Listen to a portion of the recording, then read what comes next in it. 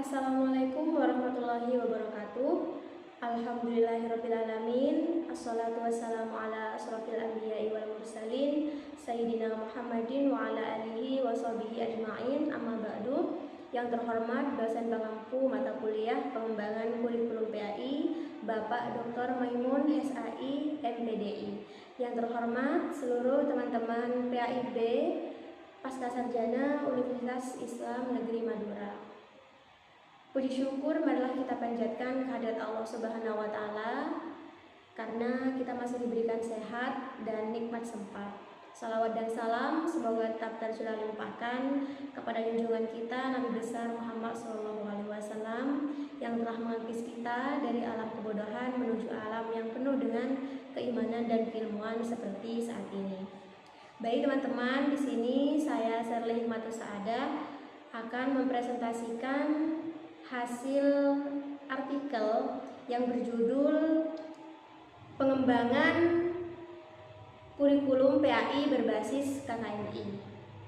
Di sini ada 4 pembahasan. Yang pertama mulai dari konsep dasar KKNI, yang kedua ada prinsip, yang ketiga ada peran KKNI dalam kurikulum PAI, dan yang keempat ada manfaat serta tujuannya.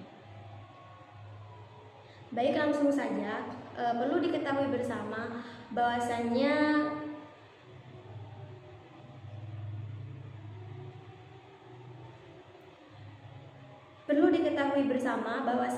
KKNI ini merupakan singkatan dari Kerangka Kualifikasi Nasional Indonesia atau yang dikenal dengan KKNI. KKNI di sini bertujuan untuk menciptakan lulusan yang relevan dengan dunia kerja dan memiliki kompetensi yang diakui secara nasional.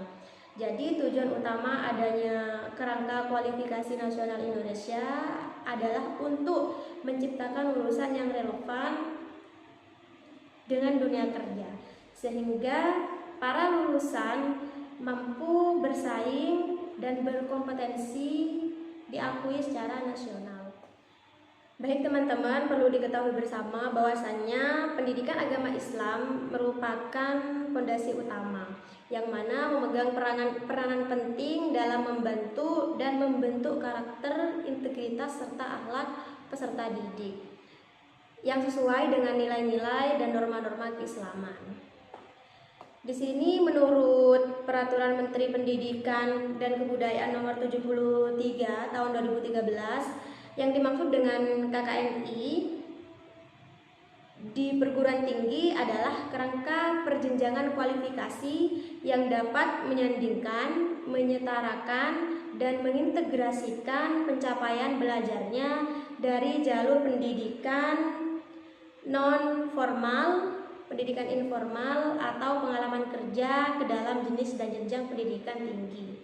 Kurikulum pendidikan tinggi yang mengacu pada KKNI di sini cenderung mencetak tenaga kerja yang siap berkompetisi dengan tenaga kerja lulusan perguruan tinggi dari negara-negara lain.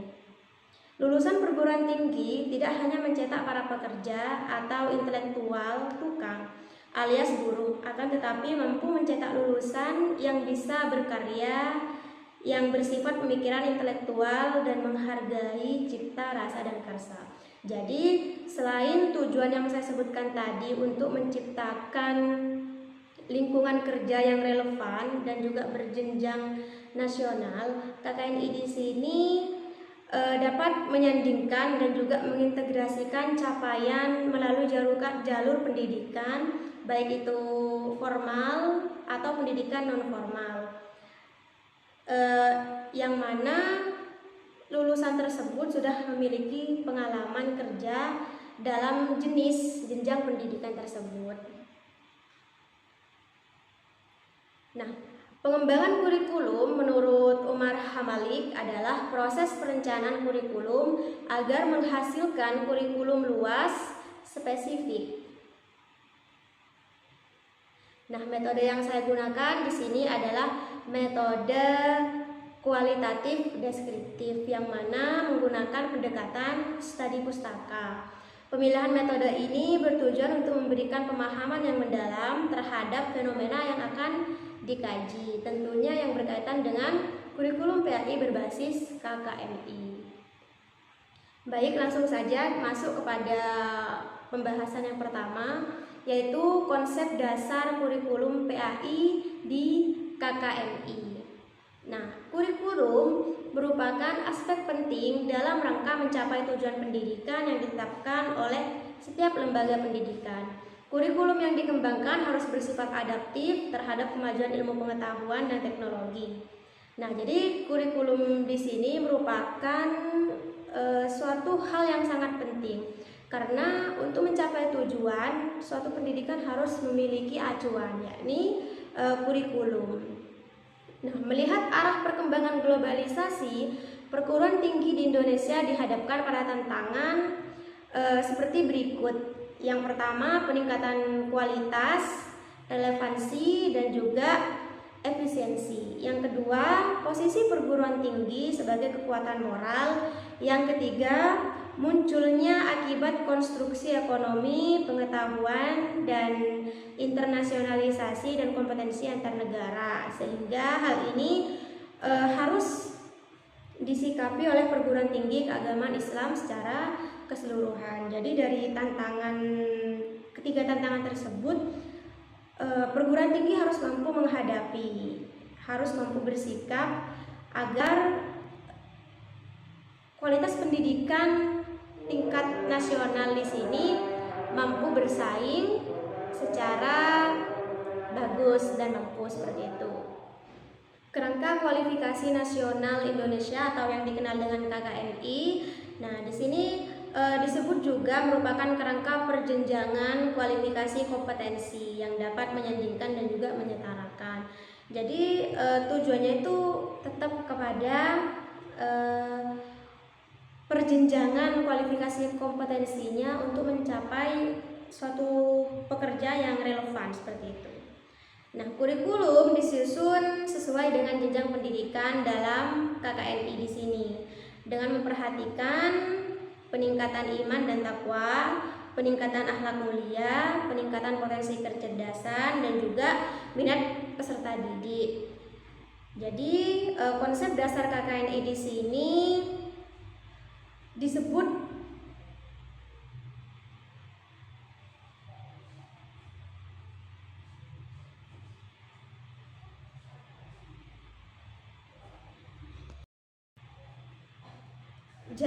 pengembangan kurikulum di sini pada dasarnya merupakan proses yang dimulai dari kegiatan menyusun kurikulum, mengimplementasikan, mengevaluasi, dan memperbaiki sehingga memperoleh satu kurikulum yang dianggap ideal.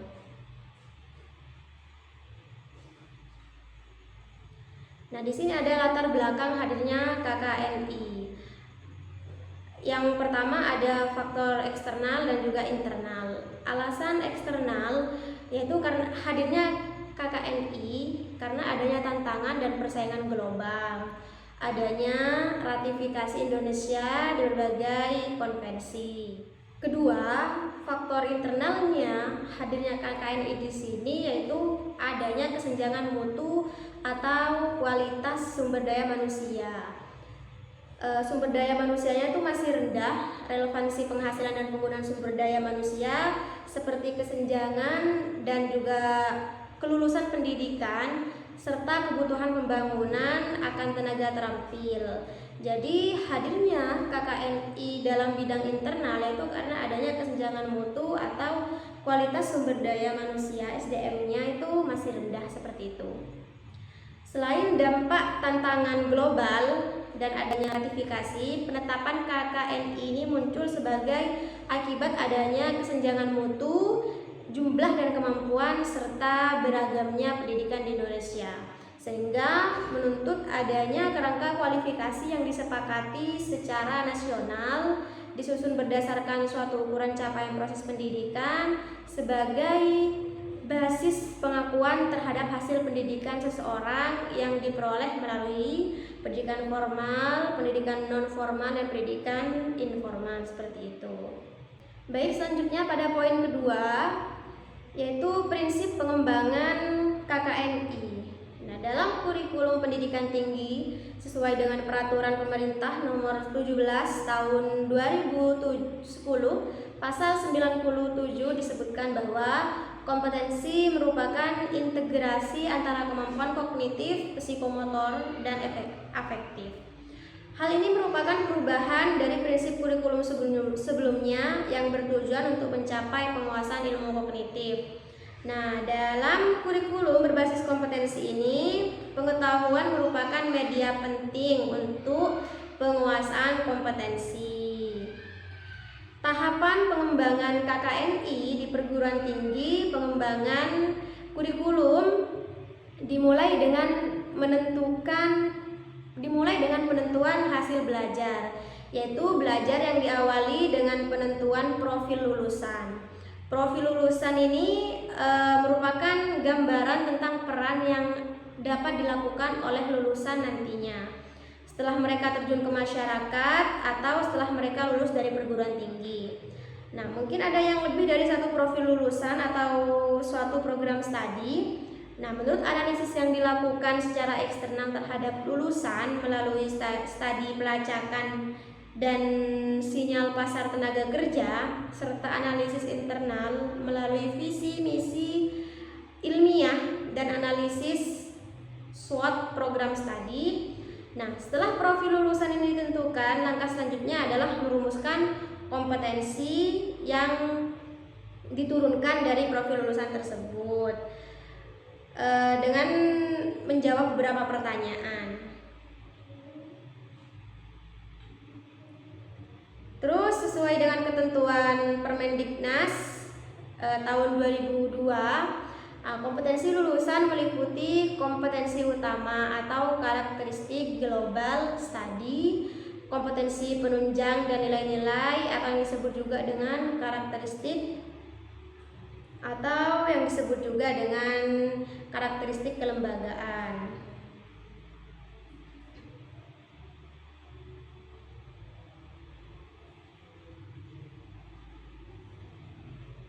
Nah, maka yang perlu diperhatikan dalam prinsip di sini, yang pertama yaitu kedalaman materi, yang kedua keluasan materi, yang berupa jumlah atau keluasan kajian yang dibutuhkan, yang ketiga strategi pembelajaran, yang keempat proporsional dengan jumlah SKS yang diberikan oleh program studinya, lalu langkah yang terakhir yaitu mengembangkan struktur kurikulum. Jadi itu tahapannya ya teman-teman.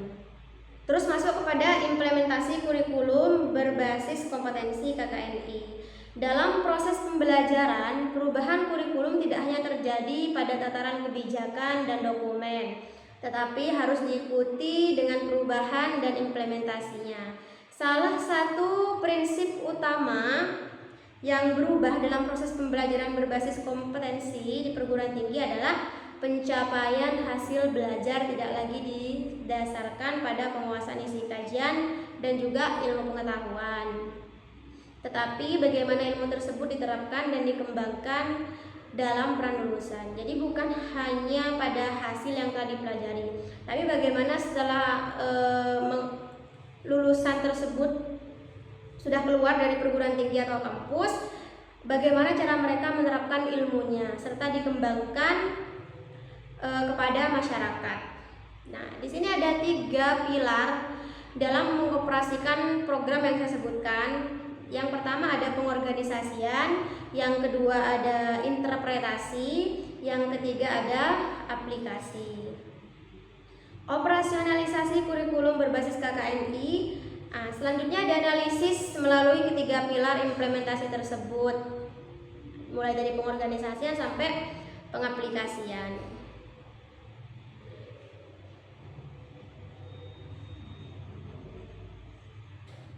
Selanjutnya kita langsung masuk pada poin ketiga, yaitu peran KKNI.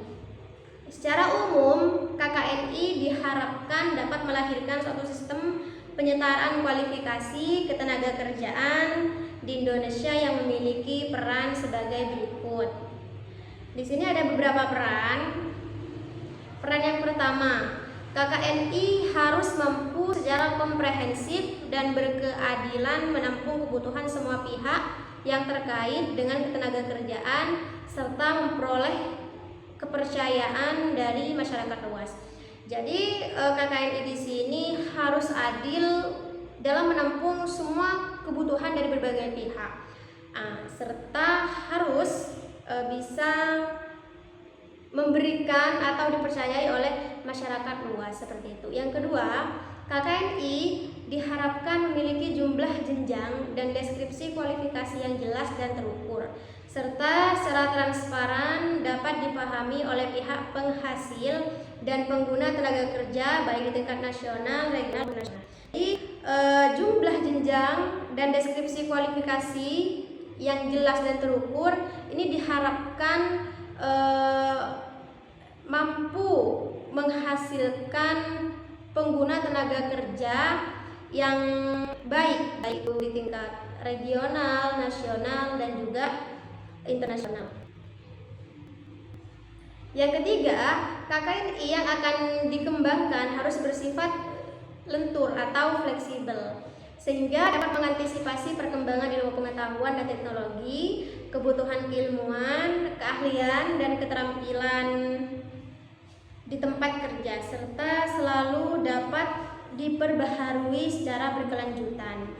Sifat lentur atau fleksibel yang dimiliki oleh KKNI di sini harus dapat memberikan peluang seluas-luasnya kepada tenaga kerja. KKNI yang akan dikembangkan harus bersifat lentur atau fleksibel, sehingga dapat mengantisipasi perkembangan ilmu pengetahuan dan teknologi, kebutuhan keilmuan, keahlian, dan keterampilan di tempat kerja, serta selalu dapat diperbaharui secara berkelanjutan. Sifat lentur atau fleksibel yang dimiliki oleh KKNI di sini harus dapat memberikan peluang seluas-luasnya kepada tenaga kerja lulusan, yaitu untuk mencapai jenjang kualifikasi yang sesuai melalui berbagai jalur pendidikan, pelatihan, pengalaman kerja, termasuk perpindahan dari satu jalur ke jalur kualifikasi yang lain. Lalu yang keempat, KKNI hendaknya menjadi salah satu pendorong program-program peningkatan mutu baik dari pihak penghasil maupun pengguna tenaga kerja, sehingga kesadaran terhadap peningkatan mutu sumber daya manusia dapat diwujudkan nasional. Jadi pentingnya peningkatan mutu SDM yaitu untuk mewujudkan taraf pada tingkat nasional seperti itu. Kelima, KKNI harus mencakup pengembangan sistem penjaminan mutu yang memiliki fungsi pemantauan atau yang disebut monitoring dan pengkajian atau yang disebut dengan asesmen terhadap badan atau lembaga yang terkait dengan proses-proses penyetaraan capaian pembelajaran dengan jenjang kualifikasi yang sesuai. Jadi KKNI di sini mencakup pengembangan dengan fungsi yang harus memperhatikan monitoring dan juga asesmen.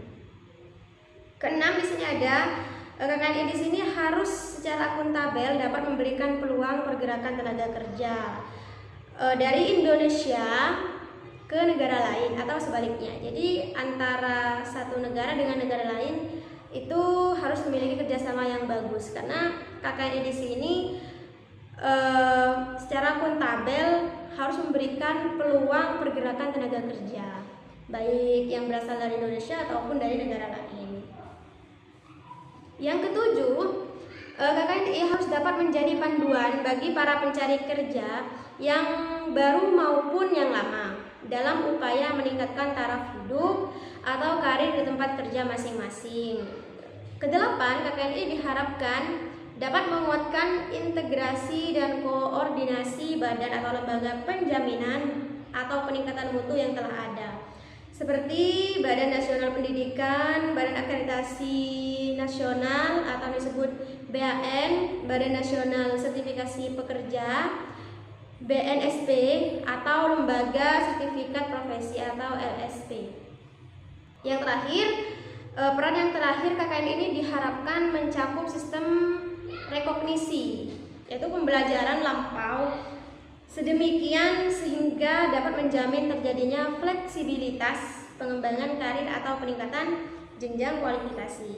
Nah, jadi dari ke-9 peran tersebut tentunya KKNI harus mampu meningkatkan secara kualifikasinya, karena baik itu di ranah regional, nasional, dan juga internasional harus mampu dalam meningkatkan kualifikasi tersebut.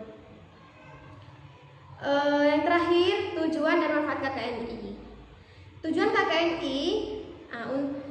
KKNI di sini sebagai perwujudan mutu dan jati diri bangsa Indonesia dalam sistem pendidikan, pelatihan, serta sistem pengakuan kompetensi kerja secara nasional. Maka KKNI dimaksudkan menetapkan kualifikasi capaian pembelajaran yang diperoleh melalui pendidikan formal, non formal, dan informal, atau pengalaman yang menjadi pedoman untuk bekerja, serta penetapan skema pengakuan kualifikasi capaian pembelajaran yang diperoleh melalui pendidikan formal, informal, dan pengalaman kerja. Nah, di situ ada penyetaraan kualifikasi di antara pencapaian belajar yang diperoleh melalui tiga pendidikan tersebut. Nah, pada jangka panjang, penerapan KKNI di sini akan berdampak pada peningkatan kualitas sumber daya manusia Indonesia atau SDM yang bermutu serta berdaya saing internasional. Gunanya untuk mendapat jaminan akan terjadinya peningkatan aksesibilitas sumber daya manusia Indonesia ke pasar kerja nasional dan internasional. Lalu meningkatnya kontribusi capaian pembelajaran yang diperoleh melalui tiga tadi yang saya sebutkan, formal, non formal, dan informal, dan juga pengalaman kerja. Di situ akan mampu untuk mempertumbuh ekonomi, solidaritas, dan kerjasama, baik itu pendidikan tinggi antar negara di dunia ataupun di tingkat regional dan nasionalnya. Terus juga meningkatnya pengakuan negara lain baik secara bilateral, regional maupun internasional kepada Indonesia tanpa meninggalkan ciri dan kepribadian bangsa Indonesia. Baik teman-teman, di sini sebagai penutup ya, sebagai kesimpulan, jadi kurikulum di sini merupakan aspek penting ya untuk mencapai tujuan pendidikan yang ditetapkan oleh setiap lembaga. Nah, sedangkan hadirnya KKNI di sini untuk menciptakan kualifikasi lapangan kerja yang relevan, yang mana tadi sudah disebutkan hadirnya atau latar belakang KKNI ini karena penyebab eksternal dan internal. Baik teman-teman, mungkin itu saja penyampaian materi dari saya. Kurang lebihnya saya mohon maaf. Semoga apa yang saya sampaikan bermanfaat. Terima kasih. Wassalamualaikum warahmatullahi wabarakatuh.